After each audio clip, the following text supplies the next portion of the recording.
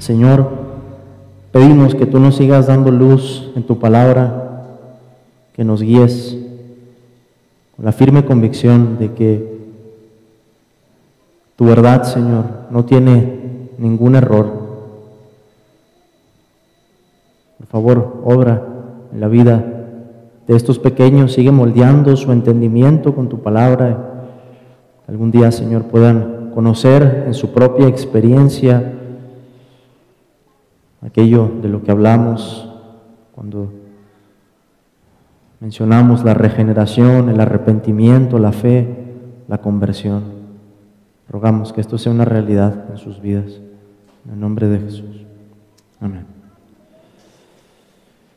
Estamos en la pregunta 66, la penúltima pregunta de esta sección o capítulo que nos habla del arrepentimiento y la fe, ¿verdad? Y la pregunta 66 nos dice: ¿cómo puedes obtener la ayuda del Espíritu Santo? ¿Y qué dice la respuesta? ¿Elian?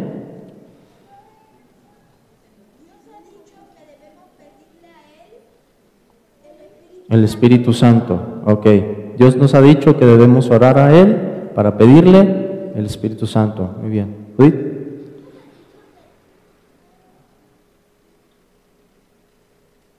Se ha dicho que tenemos que orar a Él para pedirle el Espíritu Santo. Ok, muy bien. Eso dice la respuesta. ¿Alguien más?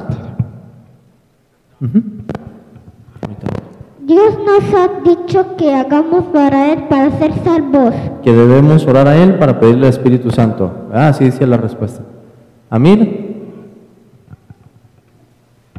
¿cómo puedes obtener la ayuda del Espíritu Santo? Dios nos ha dicho que debemos orar a Él para obtener la ayuda del Espíritu Santo. Ok.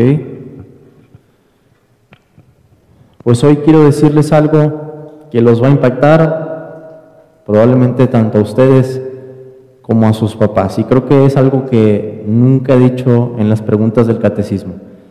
Pero eso es, no me gusta esta pregunta y tampoco me gusta la respuesta. Y ustedes van a decir, ¿pero por qué?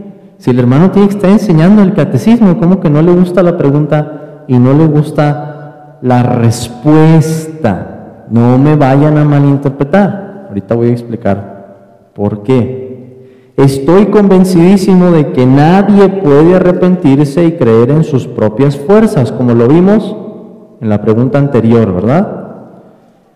En lo que no estoy de acuerdo es que eso de orar para pedir por el Espíritu Santo puede provocar una gran confusión. Y ahorita les voy a explicar por qué. Pero déjenme darles un ejemplo. Esto es algo real, lo que voy a decir. He conocido a más de una persona que me ha dicho: yo estoy orando, estoy clamando al Señor para que me regenere, que su Espíritu Santo me dé un corazón de carne, pero Dios no me responde. A lo mejor alguno de ustedes ha escuchado algo así. He escuchado a otros que dicen: yo quiero ser salvo y le pido a Dios por eso, pero Dios, dicen ellos, no me salva. ¿Cuál es el problema de esto? El problema se ve más claramente si recordamos lo que habíamos visto en la pregunta 62, ¿verdad? La que iniciaba esta sección. ¿Cómo se llama esta sección? El arrepentimiento y la fe. Muy bien. La pregunta 62 decía: ¿qué debes hacer para ser salvo?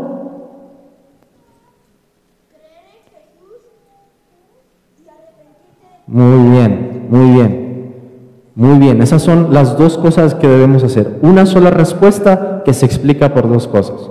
Nuestra fe debe estar en Cristo y debemos arrepentirnos de nuestro pecado. Fíjense bien en eso. ¿Qué le dirían entonces a alguien que dice: yo estoy orando por un nuevo corazón, pero Dios no me lo ha dado?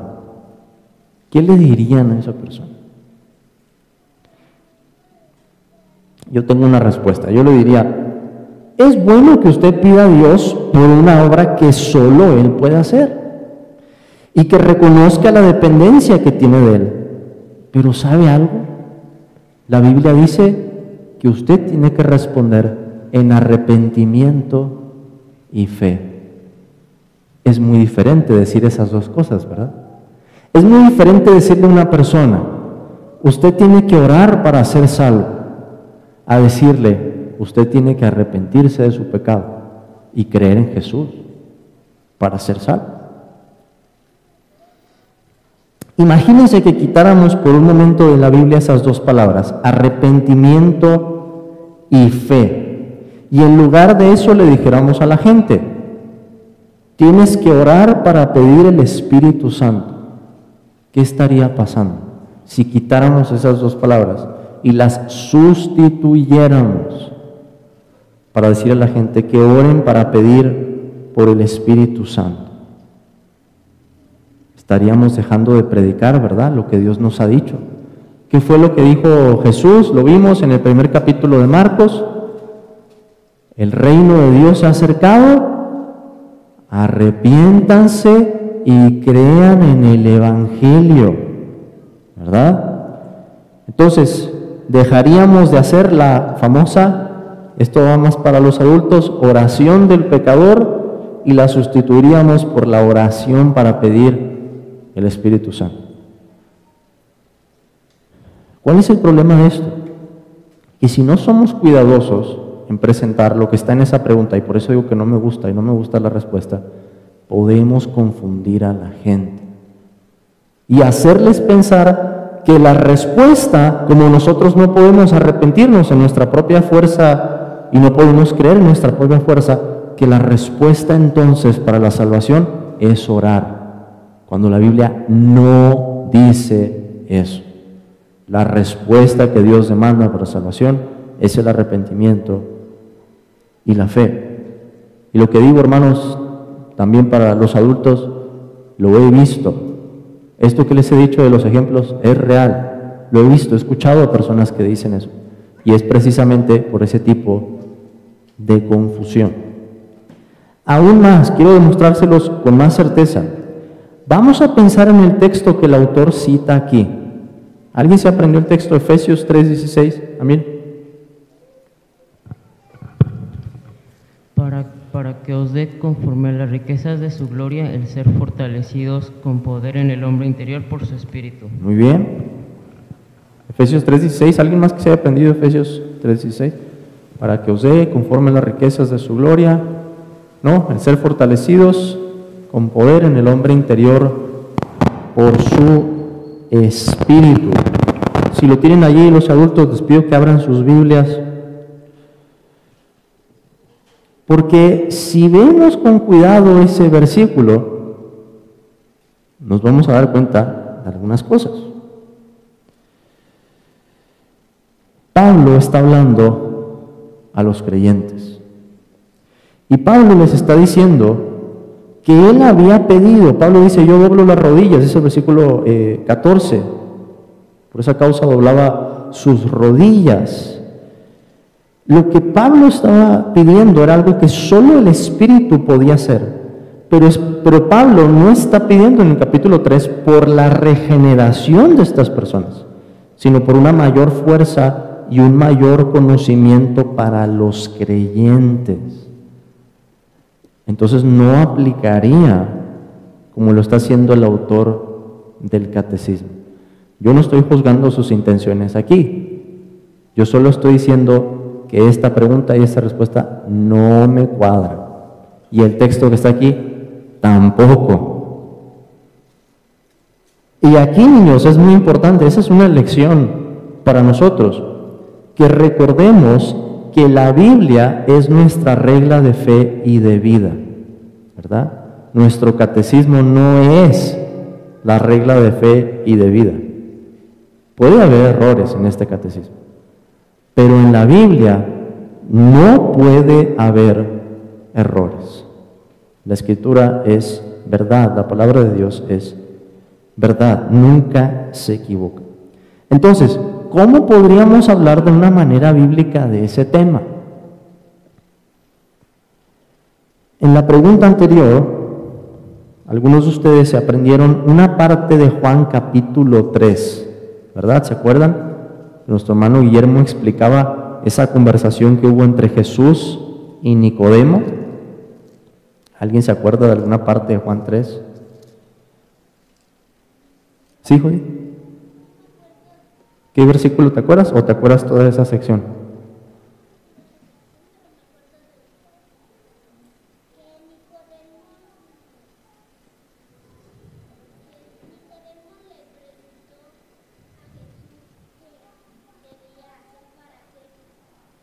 Ajá.